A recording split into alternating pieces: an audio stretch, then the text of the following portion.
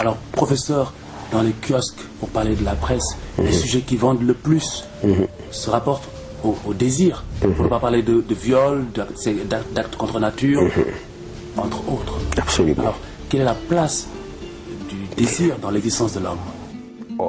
J'ai envie de dire tout de suite que l'homme est un être de désir, par nature. C'est au fond parce qu'il est capable de désirer que l'homme se différencie à la fois de Dieu et de la bête. Parce que, au fond,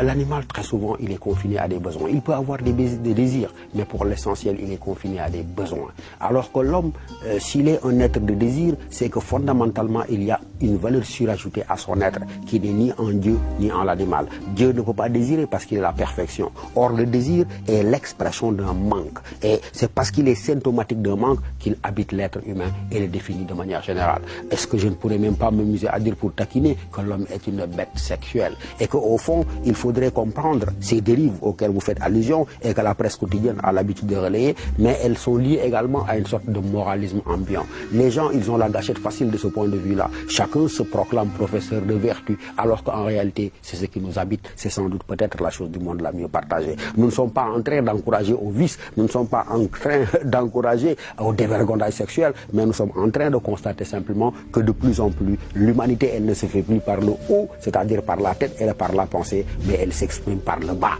Dans l'Antiquité grecque, un philosophe qui s'appelle Diogène se masturbait sur la place publique. Et il proclamait, c'est le fait de se masturber, il proclamait que c'est l'expression de sa bêtise, de sa bestialité, mais également de son humanité.